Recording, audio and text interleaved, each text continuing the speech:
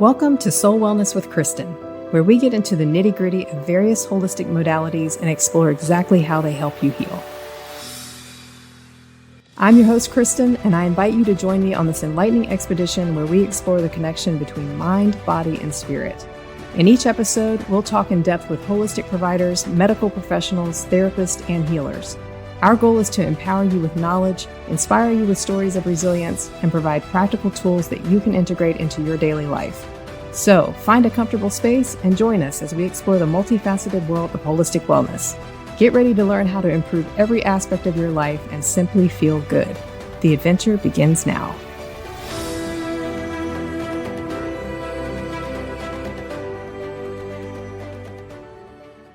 Thank you for joining us. Today, I have Michael Anthony with me again. He's been on this podcast before, and he is also a tenant at Soul Wellness.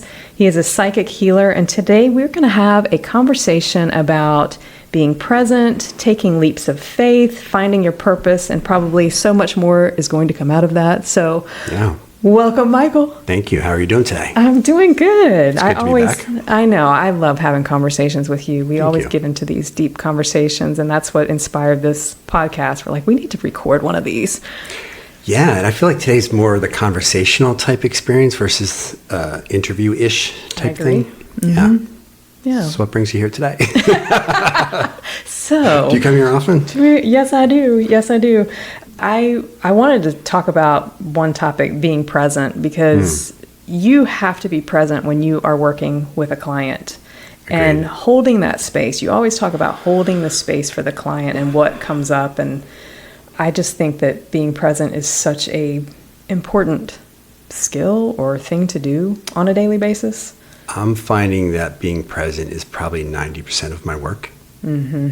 So yeah, I have all the other stuff, the psychic stuff, the healing hands or whatever, and the training of hypnotherapy. But I'm finding that if I just sit in front of someone, and actually I added this thought process in a few months back. When someone comes in, I say right away, you made it, your responsibility's done. 100% of the responsibility is now on me. And you just watch the person shift, like someone's going to be here for me. Takes the pressure off. It completely does, because most of the people coming in are people who are doing things for everybody else. Right. And finally for them to come in and have a session, but for that person to be like, you owe me nothing anymore. I got you physically, spiritually, and emotionally. If someone walks through the door, I got you. If some emotions come up, I'll hold that space for you. If something spiritual comes up, I got you unless I need to bring you in, but I'll bring you in and I'll ask you to come in. You don't have to do anything now. The amount of people who just start to cry from that, and or that big deep sigh, and then to go into that space of literally holding their body, like I usually start at their feet and just, I gotcha. And I'll pat their leg a few times, like this is the reminder that I have you, and you have no responsibility. And it's my role to be 1,000% present for them in that moment. And I swear, I'm realizing that's 90% of the work. Isn't that incredible? Because I'm there to help them heal themselves. What is it about wanting to run away from the present moment? I feel like people are always trying to escape being present. They've got their phones, they're flipping. Maybe that's a dopamine hit to get on Instagram or whatever, and you're just constantly getting that entertainment and that funny and that just, why can't you just let your brain be quiet for a little bit? It's funny, watch a movie today and then go watch like Rocky from 1976 or whatever. The pacing's so different. Everything is so slow, and the ability to have depth. Everything right now is that dopamine hit surface level. If I was flipping through Instagram or just social media in general, and I was like, oh my God, London blew up. 3 seconds later, I'm like, what else happened? Oh, look at this dog that can talk. Right, exactly. It'd just be the next hit. And everything right now seems to be driven to spike the dopamine reaction. And then before it even comes down, what's next, what's next, what's next? What's next? And it's very addictive. It's by design, and it's just very addictive. And I feel like if we can have a moment of decompression, before we were talking on here, you'd mentioned about turning the radio off and having the quiet times or going out into nature. If you can go out in nature and just take your earbuds out and just be in the sounds of nature. The funny part is nature's not quiet. It's actually quite chirpy. But it's on a system or a frequency that we're designed to be a part of versus everything else that's being pumped into us. It feels good to me when I'm outside and there's no other sounds besides nature. That feels good to me. It's funny, I learned the hard way to make sure to take my earbuds out. I was on a Sunday in New Jersey walking through the park, and there was a little spot where there was like a backhoe type bulldozer. I'm like, oh, it's Sunday, and I had my earbuds in, and I walked through, and they were working. And the bulldozer turned and almost hit me. And I was like, oh, earbuds out. And then when I started walking with it out, I realized the beauty of this orchestra of nature that is designed to ground me, designed to make me present. And I'm like, oh, and it's soothing to your nervous system. The stuff that comes in is exciting. But it's stimulating. It's stimulating. But as I'm getting older, I don't want the roller coaster as much. Agreed. Actually, I don't even think I want the roller coaster at all. Yeah. So what was once a space of, there's a thought process of like from, I think it's 0 to 35. We're designed to go get 'em, tiger, and go tackle things. A lot of ego-driven perspective. And we're supposed to have the stimulation to go tackle things and get things done. And then the next phase of life comes in. It's like, the next phase of life would be like the spiritual aspect. What are we really drawn to do? And it's like, I don't need that. I need quiet time to connect to what's bigger than me. I need to be present with myself, going back to presence, being present with whatever's bigger than me, where all this information flows down to me. Yeah. Yeah. I'm finding, and I don't know if it's my age, I don't know if it's just my evolution as a human being or what, but I have to have quiet time through the day, and it's getting more and more. Yeah. Like that window is getting larger and larger. When I left New Jersey to go to Arizona, it's a 40-hour trip, and this is before Spotify and stuff. This is almost two decades ago. I had all my CDs. I was ready to go. I was ready to do all this stuff, and I got on the road, and I didn't listen to 1 ounce of music the entire trip. Because it was the biggest move of my life. I was so excited about it. I wanted to be present with the experience. So I was kind of surprised that I was just like, this is amazing. And it wasn't, and even back then, it wasn't so readily available to be calling and texting all your friends every 10 seconds. I was present on this grand adventure of my life where a spiritual calling came to me and asked me to move to Arizona. Yeah. In its own way, which kind of came back circle and asked me to move to North Carolina. So if you can have that level of presence, it's amazing. And think about all the times you have conversations with people and you can tell they're already thinking about what's next to say. I know. But to have someone just sit there and say, oh, what you got? Yeah. And to even reflect it back, where do you notice presence in your life? Oh, gosh. I think being quiet, the quiet times, I just have become very aware of my nervous system, I think. Right. I think that's where I've noticed it, is really taking in what's going on around me. When I am having a conversation with someone and I do find myself wanting to interject, because that's how we connect sometimes. Oh, yeah, that happened to me too when I was... Right? Yes. No. Yep. Just be quiet, let that person finish their story completely, and then you can say, you know what, that actually happened to me when I was young too. Yes. But it's interesting when you are conversing with somebody and they just will interject, you're not even finished with your words, and they're interjecting that they had the same thing happen. Right. And it's like, wow, you're not even listening to me at all. No. But when you're heard, though, it feels good. Because then if that person then has excitement after the fact, you can see, oh, there's bonding here. Because they're not taking away from your perspective. Right. But it's funny, as you're saying that, you're saying exactly what happens in a session. I have to be 100% present with the person because they're speaking into spaces that their depths, their hidden depths are coming to the surface. And they may not even realize that. So they may say something out of the side of their mouth. I have to be present enough to catch that. And to notice the patterns of when they're speaking, and then when they're done, be able to reflect the patterns back. Right. Or hearing something like, okay, pause there for a second, take a deep breath, and then I'm instructing them to be present in their body for whatever lockbox was just open, whatever treasure chest was open, because they're ready to move past it. Because if you ask someone to tell me about yourself, they'll hit some neural pathway and they'll probably say something they've said 1,000,000 times. Maybe 1 or 2 words are different, but it's that same beat. Right. We don't always realize what we're saying. We're just saying the same thing over and over again. So if someone's present and they pause you in the moment and say, well, what did you just say there? And then the person becomes present with the moment and they're like, oh, I said this. And sometimes they don't even realize this is what's tumbling out of their mouth all the time. Mm-hmm. But then it's teaching them or allowing them or showing them, now be present with yourself and experience whatever's coming through. Because these days I see it like a string of Christmas tree lights. Mm-hmm.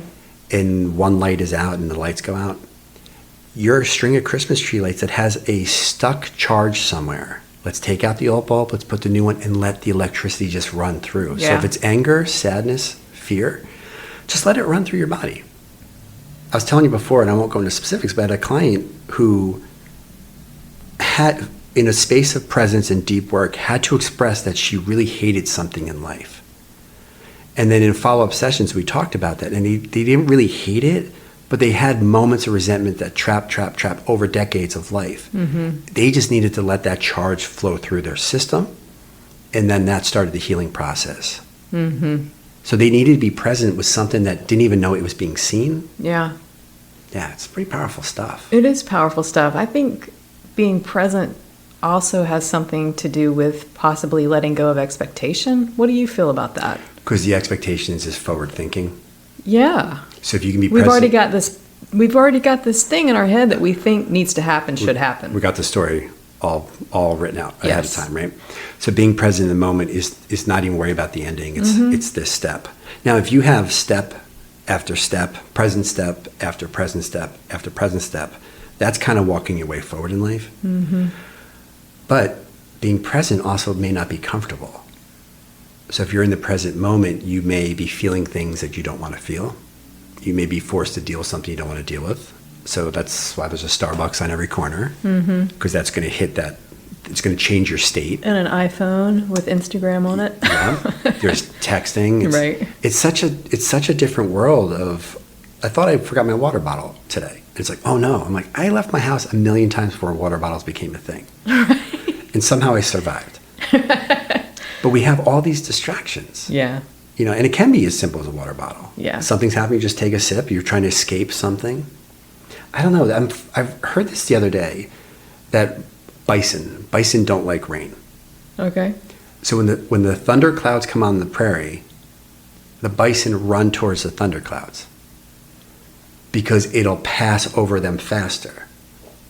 Isn't that interesting? It is. Most of us would go the other way. Right. But what happens is it's going to catch up. Right. And they're Yeah. getting it over quicker. Yeah. And when I heard that probably like 6 or 7 weeks ago, I was like, oh, that's really, where can I do that in my life? Where's the uncomfortable thing that I'm pretending is not existing, or I'll handle it later? Where can I turn into it and just deal with it real quick? And maybe it's not a real quick thing. I think many times that stuff is more real quick. Mm-hmm. We just make a bigger deal. Oh, for sure. It compounds in the mind. So to actually step into something and have the experience, and then it's done. Mm-hmm. And a lot of times that present moment, it allows us to speak up for ourselves if we want. It allows us to feel something. It allows us awareness of what actually is happening if we actually allow ourselves to sink into that space. I don't know.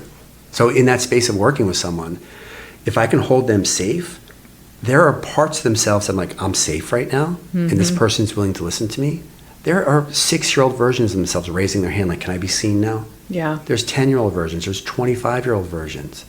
So it's not really up to me to heal that person. I'm there to hold the safest space and create an environment and maybe some guidance in the space so they can have their release or their awareness that either ties something up or just lets something go finally. Mm-hmm. And that's what all the great healers will talk about. It's like we're not doing the healing. It's this was drummed into me as I was learning all this. It's that person who's doing the healing. Right. You're just creating a space to help them know it's possible. Right. I love it.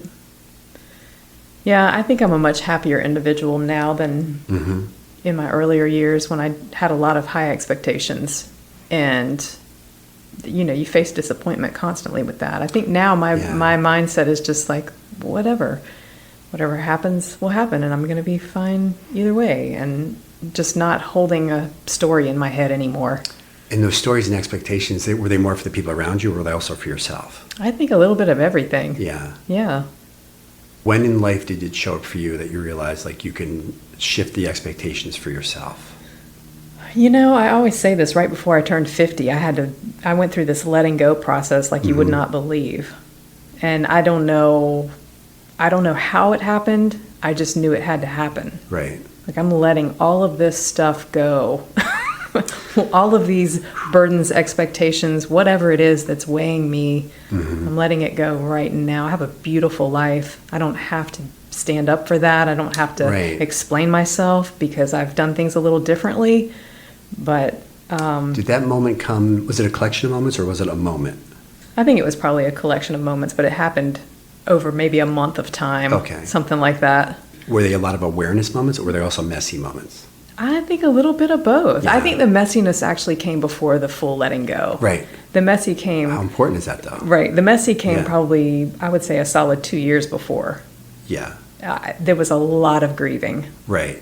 Major grieving process. Right. Of just working through the expectations that I thought were going to happen and did not. So there was a lot of grief there. It's powerful. Yeah, I grieved. And I can remember telling one of our energy healers here that was working with me, I said, I'm grieving the past, I'm grieving the future, and I'm grieving right now, and I don't know why. Like, this is, but I'm waking up in the middle of the night and I will just start bawling, crying, and I don't know why. Like, it's almost frightening me. Yeah. And she's like, oh, don't worry, you're working through layers. And we just worked together and worked through it. And it dissipated, and I had this massive letting go at the end of that.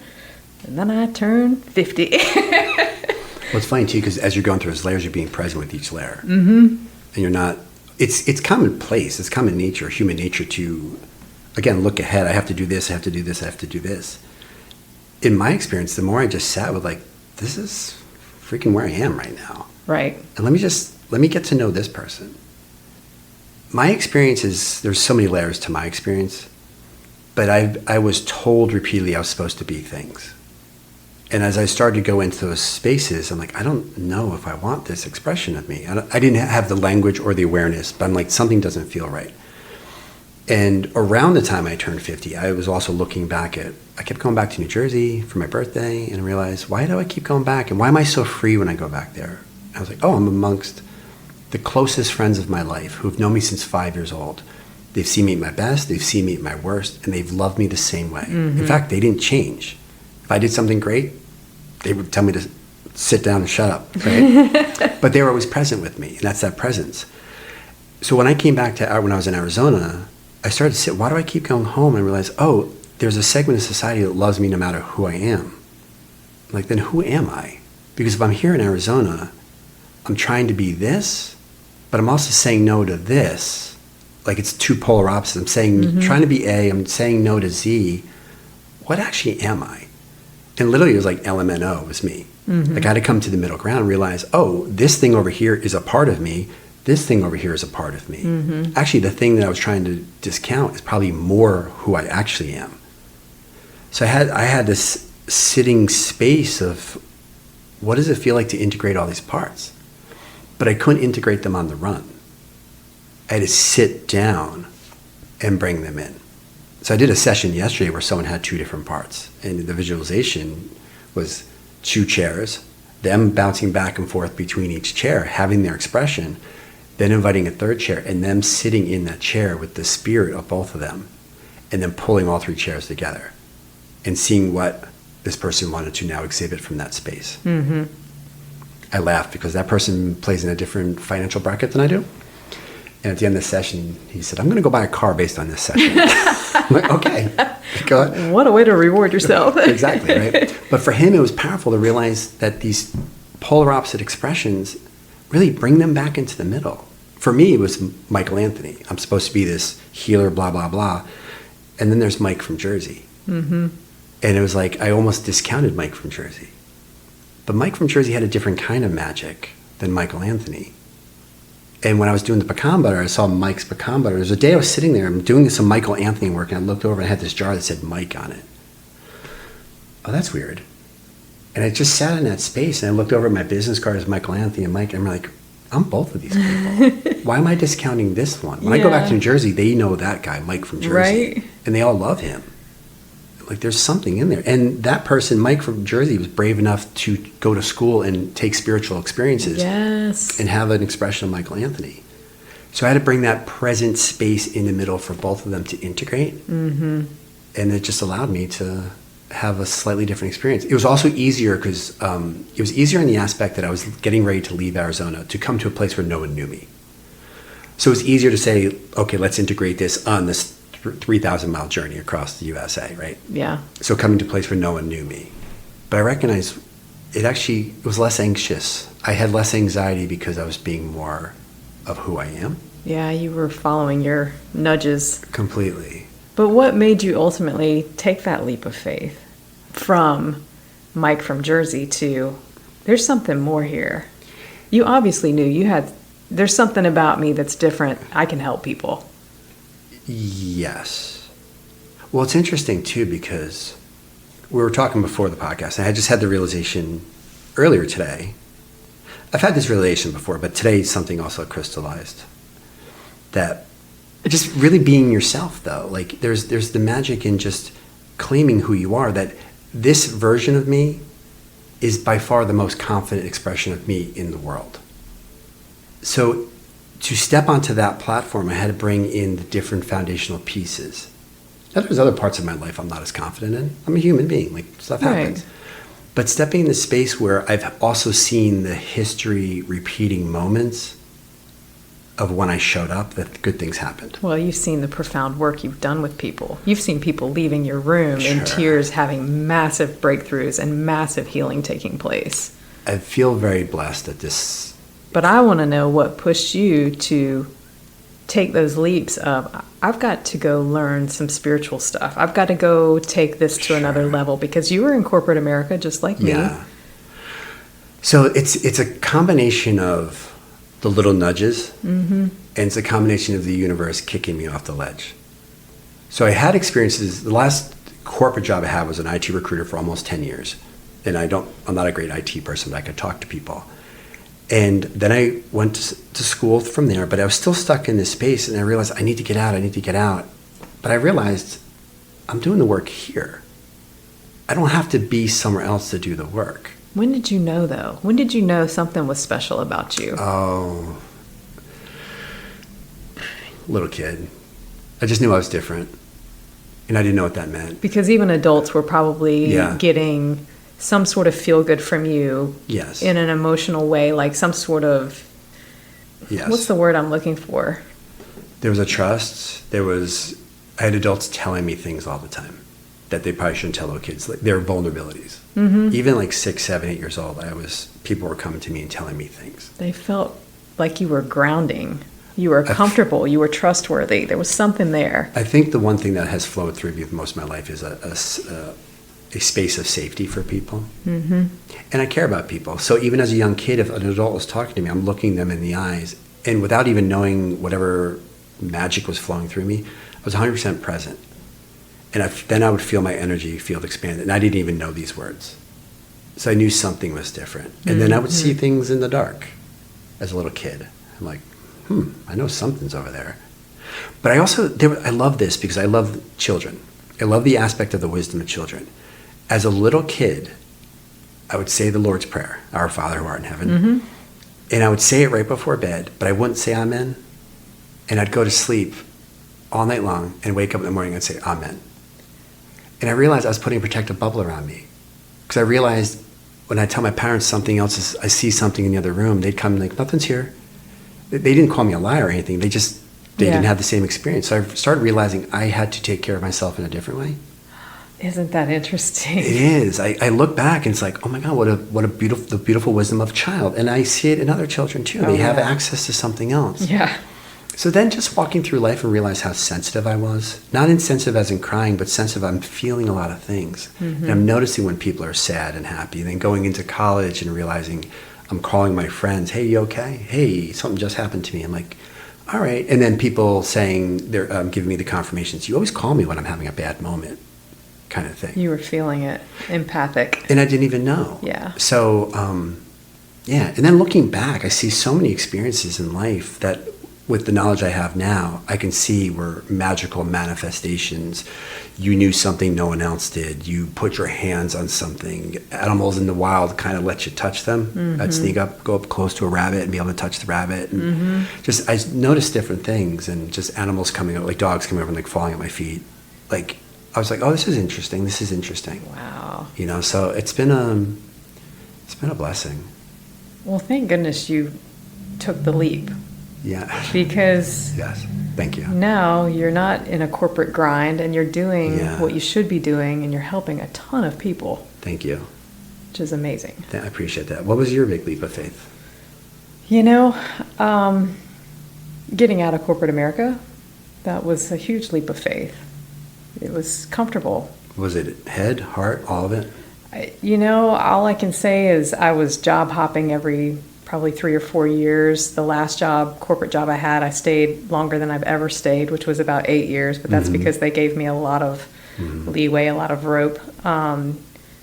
But the travel was insane. I was just miserable. Every job, I would be really excited to learn something new. I'd be very energized to start a new job and new people, and I love to learn. So, all right, I'm going to get really educated on this new doodad that I'm going to sell, and this is going to be great. And then 3 years or so in, I would just start questioning everything. Like, I am wasting precious time right now. Yeah. This is my life, and all I do is work, and there's nothing feel good about this. I'm not helping anybody. I'm not growing. Right. It's just, I knew there was so much more. I knew that I needed to bring so much more to this life, to people, to everything. Did you have any experiences outside of work, like maybe a death in the family or something that showed you life is much more precious and there's something going in that doesn't need to be wasted anymore? I can't think of a specific moment other than sitting in a lot of continuing education classes or being in the airport for hours and hours waiting for, you hurry up and wait, hurry up and wait. All of my days were spent, hurry up and wait, hurry up and wait. And just looking at the time, I'm like, I've got limited time here. And I just felt, I could just feel my soul aching. Like, I am so much more than this. What is it? So I think that's a big piece of that soul ache. Yeah. What's that experience like for you? I was just miserable. Just knowing that this corporate grind, there's no end to that. Yeah. And the better that you do, the more productive that you are, that CEO is going to give you more work. Yeah. Oh, wow, she's a workhorse. She can handle more. Oh, well, let's just go ahead and give her this. Let's go ahead and put that on her plate too. There's no end to that. Right. As soon as you hit your goal, you're going to get slapped with more. So I thought, this is just, what is this? Yeah. I just can't do this. I've got to do something else for me and for others. Like, I don't know how else to describe it. I had to be put in a very uncomfortable position for a very extended period of time. So what was that moment when you finally decided enough's enough? Looking at my travel schedule for the upcoming year, right, and thinking there's absolutely no way, no human being should have to do this. Right. And then when COVID hit, that was my window of opportunity, because all of my meetings went virtual in an instant. I get a phone call, cancel all of your trips for the rest of the year. Right. Hallelujah. I'll be glad to. Yeah. So I did all of my meetings via Zoom, and on the side, I was signing a lease and drawing out a floor plan for Soul Wellness, and I was contacting every holistic provider that I could absolutely find in this town. Yeah. So how long did that process take to go from the leap of faith to something that was actually coalescing into a solid ground for you? Probably a year and a half, 2 years. A year and a half? Yeah, I think it was 2019 that I really started to build a business plan. And so what was your self-talk during this process? How were you keeping the faith? Everything was falling into place so beautifully that there was no way I could question it. Yeah. I mean, you can't question something that's just falling into place. Yeah. As my brother would say, it's like riding a bike downhill and you take your feet off the pedals and whee, you just go. Like, you know, when you're on the right path, when you're doing what you're supposed to be doing, when you're living your purpose, it's like riding a bike downhill. There's no pedaling. You just enjoy the breeze. Well, it's interesting too, because you can, like, when people ask about setting goals, I'm like, I like to set intentions, because intention means general aim. Mm-hmm. I want to go in this direction. And that's okay to look up and set something in a distance. But as I'm stepping into this next step, it's present with that next, I call it my inner GPS goes off. Mm-hmm. It's asking me to go this way. I step into that next piece, and then the next part of the journey comes in. It's like your regular GPS. Make a left here. Yep. Go straight for 10 miles here, make a left here. It's step by step by step. Yep. When you have those moments of moving in, because when I was in corporate world, it literally like someone took a hole out of my heart into my stomach. I felt disempowered, and I felt no love for anything. Yeah. The only thing I felt love for was the people in the offices next to me. So I realized at some point I was walking around giving coaching sessions to everybody in every office. And yes, some of the coaching sessions would help them personally, and some would actually help them on the projects they were working on for work. And then I had another moment, and this is another one of those moments you asked about before. My boss, I was in Arizona, she was in Iowa. Her son committed suicide. The next 6 months, I just was present for her on the phone every single day. And I had the realization, one, I was so touched that she allowed herself to be vulnerable with me, because I loved this person. I still love this person, dear like a sister. But when this person showed up and was like, I can use some help here. And all I did, 99% of the time, was I just was present listening. And whatever I could help her in that moment. And then, because again, they knew I was somewhat spiritual, something was happening different with me. And I recognized me doing this right now is more important than everything else that corporate is asking me to do. And that was another crystallized moment of like, there's some, you kind of have to do this. Yeah. This is way more important than the other stuff. Yeah. Every now and then I stumble upon a picture I had of, we had a corporate meeting, like all 600 people on the call. And the picture is my phone in the desk with the desk shut and the cord just going to it. I'm like, another meeting. I was like, I can't do this anymore. I just can't do it. And that was the beautiful moment. I don't even know if I said this before on the other interview, but there was a Sunday, March 16th, when I was home and I woke up, I'm like, I can't do this anymore. Yeah. And I just reached to the heavens, whatever's bigger than me, and said, please help me get out of this job. I have a calling to do.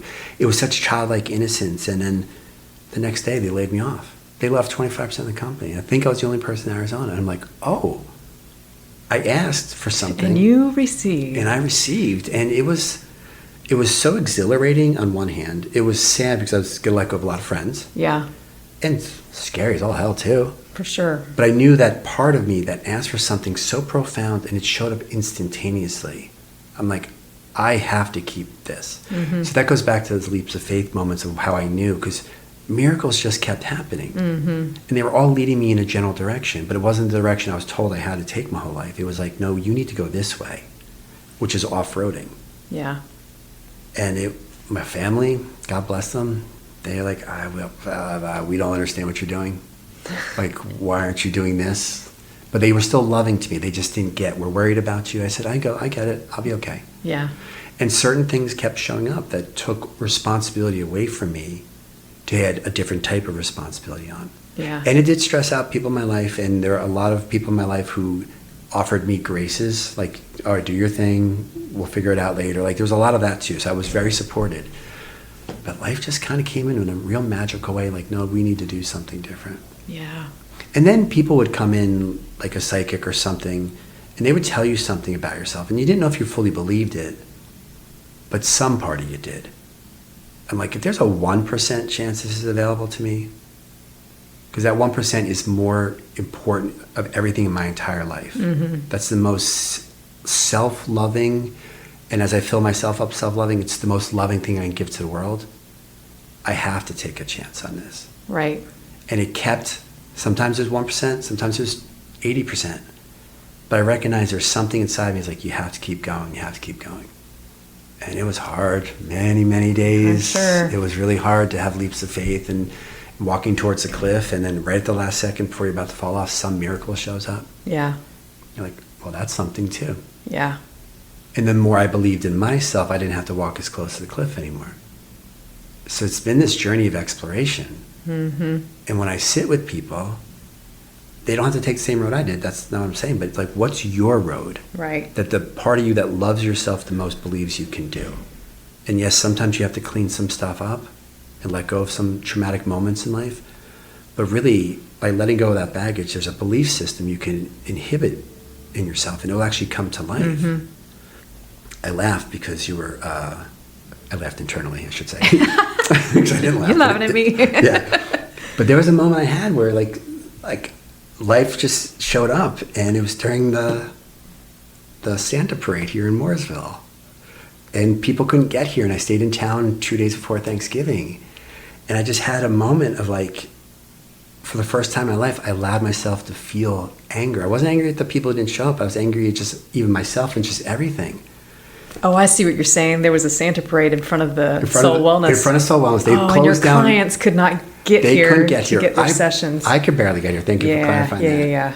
And they canceled on me one by one. And one was a 10-pack. Oh, I do remember this. And one was a person who negotiated a 4-hour session. Mm-hmm. So it's like, I'm new in town. Like, this is going to pay my rent. Like, this is perfect. This is everything. This is going to pay all my bills. And I stayed in town an extra day from going to see my family. And I remember that moment when within 5 minutes, both of them canceled. And I went out to my car and I called Lori Petty, dear friend of both of ours.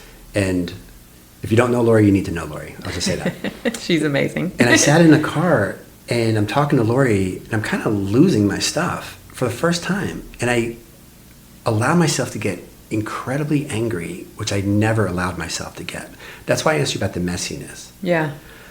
So literally a flame shot through me, and the thing that set off the flames is I looked up and I saw all the Santas. I saw like 20 Santas getting ready, and I was like, F Santa, F Santa, F Santa.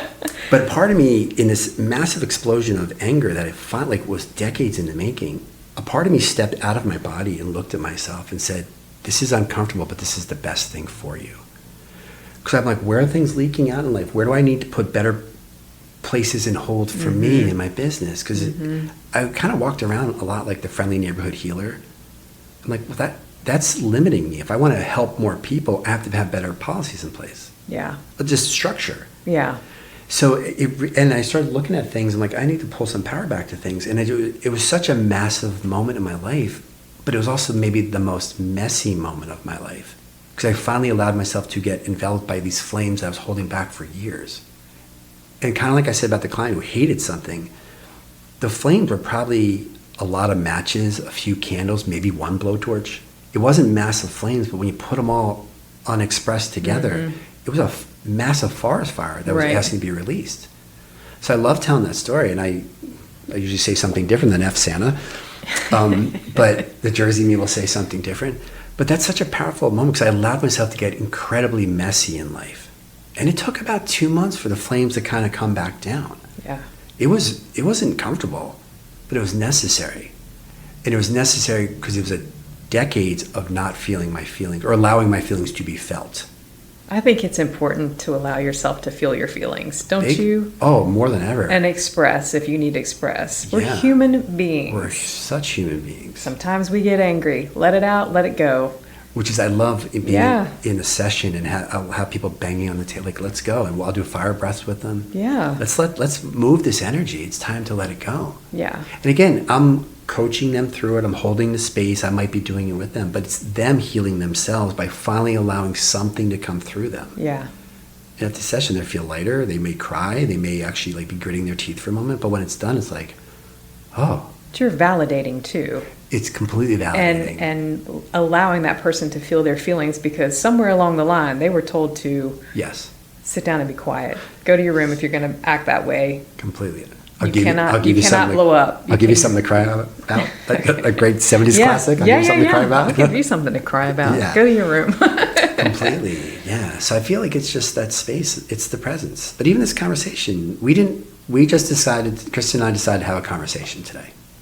And it's really, let's prove the presence. Yeah. What can be born of this experience? And in the beginning, like I'm speaking different now than if you listen to the first few minutes. Because I was like trying to find my place in this presence. Mm-hmm. I also had acupuncture before. I had a little like comatose post acupuncture. But I think when you're just in that space and you're safe for me, I'm safe for you, and we're having this conversation, then it just becomes this free flowing experience. It does. And I get excited by it. I talk fast when I get excited.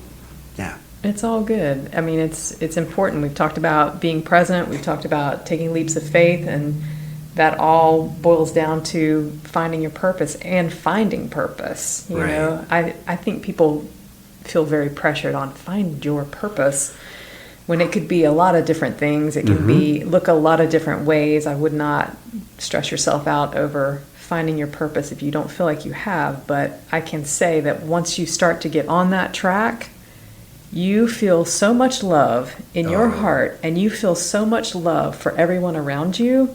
That to me is amazing. Those are the kind of feelings I would only have when I would go to like Sedona and get up on the rocks by myself and have those aha moments and just feel so connected to my higher self. I would feel those just bursts of love. I get those now here in Mooresville, North Carolina, you know? Right. I mean, I can get them at any point in time because I see like, oh man, I'm doing what I'm supposed to be doing. Look how I just connected these two people. Look how this is happening. Look at the work Michael's doing with this client. Look at this, look at that. It's incredible. Every day is just amazing. When you can step into something that moves you, it's no longer work. I heard that cliche all along, like, oh, it's not work if you love what you do. I've said it. It's come out of my mouth on the radio. I said it. I was like, I don't even work anymore. And I don't mean that I just sit back and eat bonbons because I'm working all the time. It just doesn't feel like work at all. And it goes from stress to passion. Yeah. Yeah. If I have a full schedule or have one person on the schedule, whatever the story is that day, it's like, oh, I get to do this. Yeah. Even if, like last week I had like 6 or 7. And I was there's a point of being a little bit tired in it, but I'm like, oh, I only have 4 more to go. And if there was anything else other than something I want to do, like, oh my God, I got 4 more. Yeah. Like, oh no, I'll just show up and roll through, because here's the other part about when you're present, it takes the pressure off of you having to figure something out. Mm-hmm. Being a Virgo, like I had to figure. When I'm present, I don't have to figure anything out. I just have to be in the moment and then respond to what happens in the moment. Presence takes so much pressure off you. Right. It's so freeing. Yeah. Yeah. It's so fun. It's amazing. I absolutely love it. It's just so fun. Yeah.